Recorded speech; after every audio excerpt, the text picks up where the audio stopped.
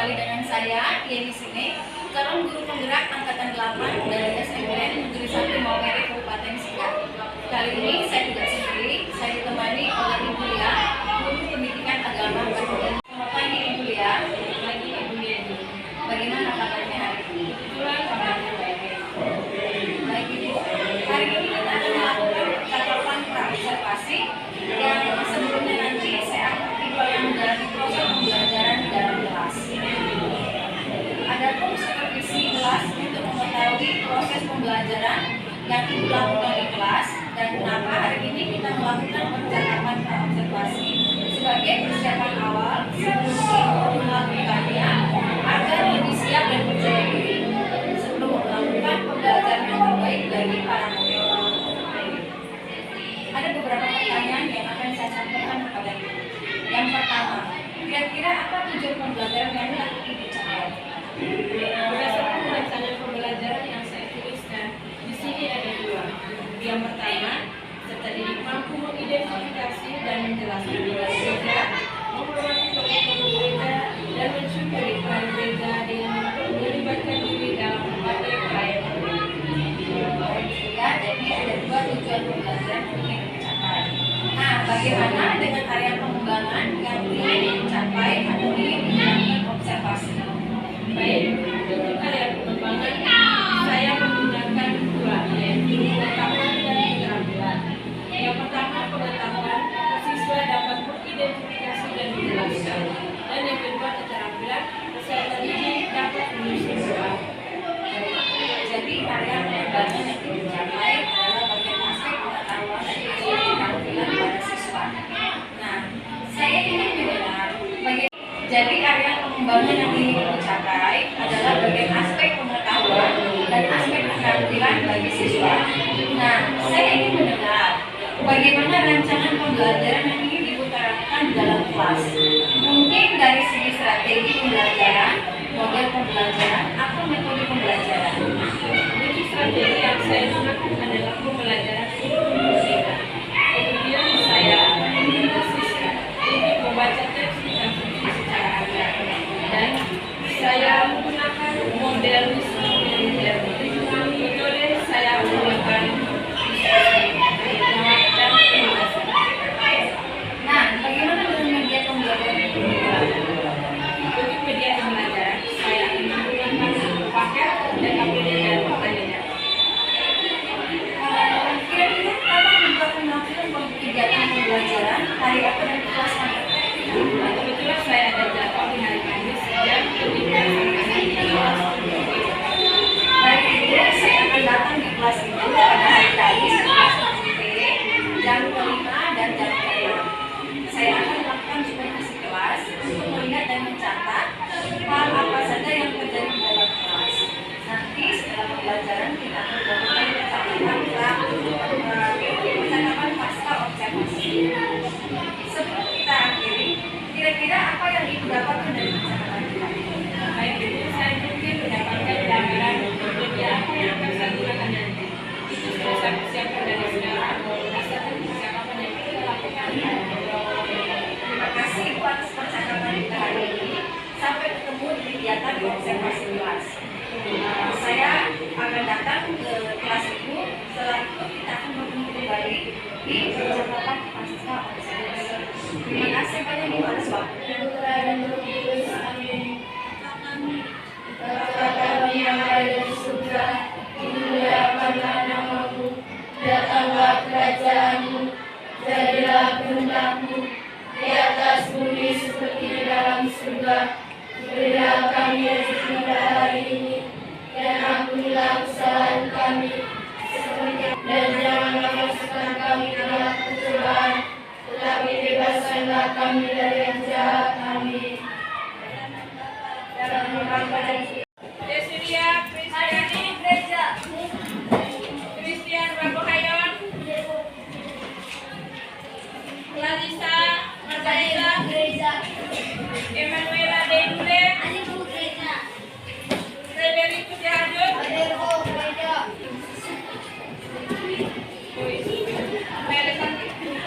Yohanes Sadewa. Jam berapa kita siapa? Gereja.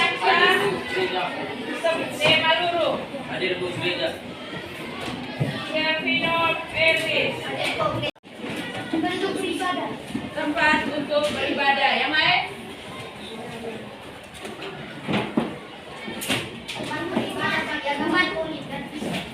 Tempat beribadah bagi agama Katolik dan agama Kristen. Ya. Nah, menyadari bahwa kita adalah sebagai orang yang beragama Katolik. Memuji memuliakan Tuhan. Berdoa. Masih ada lagi. Jadi kita semua Tuhan di gereja. Apa? Semuanya seperti kamu sudah. Jadi semuanya benar. Baik, sekarang sebagai pengantar, di situ ada sebuah cerita mengapa kita harus pergi ke gereja pada hari Minggu. Jangan kita pergi ke gereja karena takut, ya. Takut karena akan diperiksa oleh bapak ibu guru atau takut dimarahi oleh bapak mama orang tua di rumah. Jadi kita menyadari bahwa saya sebagai seorang Katolik kita harus pergi ke gereja. Intinya kita sudah punya niat, ya. Sahabat-sahabat kita harus pergi ke gereja. Kita pergi ke gereja duduk tenang dulu dengan sopan. Mereka semakin kuat. Ya, melatih diri untuk taat beribadah. Selain itu, setelah dengan perkataan dan perbuatan, beribadah dan juga disertai dengan perkataan dan perbuatan. Selain itu, dalam kehidupan kita melayani dengan penuh kasih, selalu apa lagi? Setia. Dalam kesucian. Membaca kitab suci. Itu yang harus dilakukan, ya. Hal-hal itu yang bisa dilakukan supaya iman mereka itu dapat berkembang dengan kuat. Jadi yang perlu mereka lakukan adalah harus melatih diri beribadah, laras dengan perkataan dan perbuatan, penuh kasih.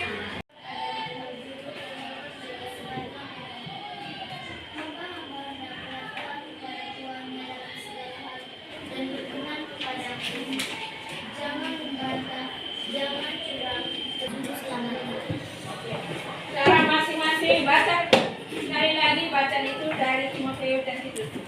Dalam hati. Silakan baca ulang kembali bacaan itu. Setelah itu ada pertanyaan.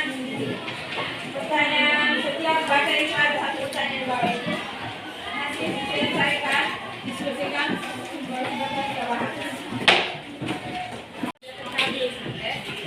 Yang tidak terhabis itu sudah mereka tidak terhabiskan, mereka tuh hanya menerima kaul.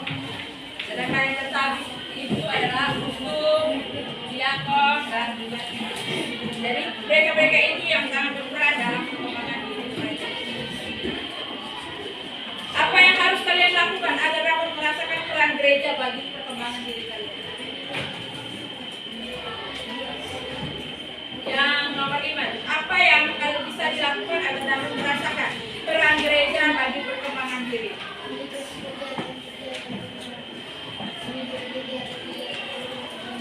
Mengikuti kegiatan-kegiatan Tuhan, ya. Ingat sekarang bulan apa? Oktober. Apa yang kita lakukan? Doa serio, ya. Setiap malam doa bergilir. Kamu itu tidak doa malam?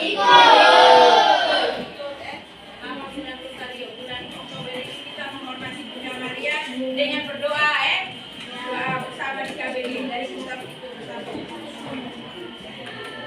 Baik, banyak sekali contoh kegiatan-kegiatan gereja. Selain Miskinat, juga ada Legio Maria, Lego, dari anak misioner, anak sekami.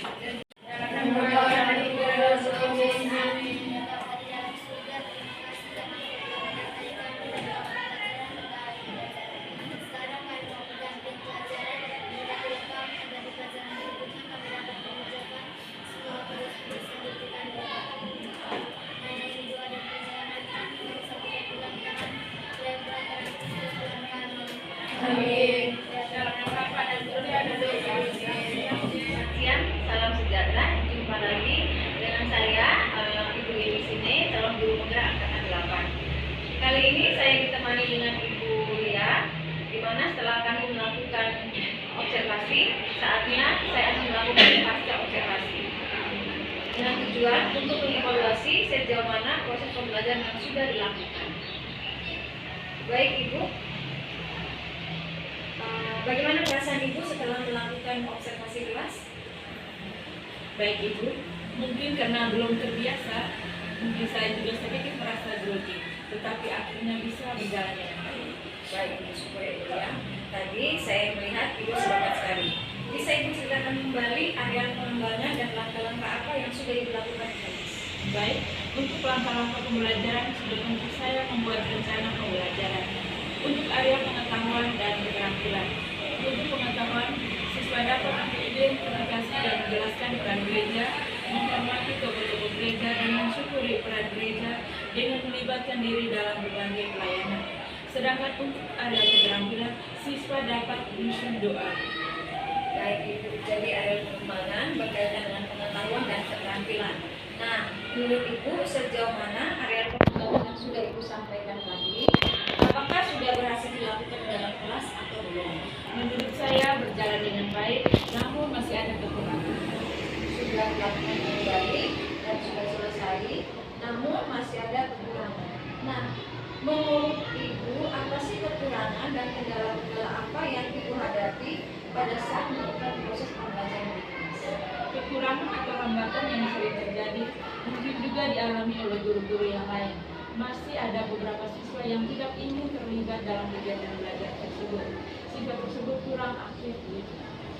Ada beberapa siswa yang tidak aktif dalam pembelajaran, mungkin hanya mengandalkan teman ya Bu ya? Iya betul.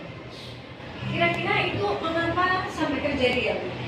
Mengapa mereka sampai tidak aktif dan tidak mau terlibat dalam kegiatan pembelajaran tersebut? Nah, mungkin dengan jumlah siswa yang terlalu banyak sehingga tidak memungkinkan saya untuk melakukan pendekatan sesuai dengan minat anak. Saya membagi siswa berdasarkan gaya belajar. Ada yang gaya belajar visual, audiometri, dan STT. Sehingga anak merasa lebih nyaman. Jadi saya sesuaikan dengan kenyamanan anak tersebut. Mungkin saya melakukan pertanyaan pada anak tersebut menyesuaikan dengan kegiatan yang ada di kelas harus seperti apa. Baik, rencana ke depan ya Bu ya. Pada saat pembelajaran ke depan, Ibu akan menyesuaikan dengan kenyamanan mereka menggunakan gaya belajar mereka masing-masing, baik visual, auditory maupun kinestetik, seperti yang Ibu katakan tadi. Mudah-mudahan nanti apa yang Ibu inginkan dapat realisasi dalam proses pembelajaran yang akan Ibu lakukan nanti. Nah, kira-kira Ibu kapan akan melakukan realisasi dari apa yang sudah Ibu lakukan? Mungkin untuk waktu dan tempat belum saya tentukan, tetapi saya lakukan secepatnya. Dan Ibu, saya tunggu cita-cita Ibu yang pasti akan lebih menarik lagi. Baik, Ibu, terima kasih atas waktu dan jawaban-jawabannya. Semoga apa yang Ibu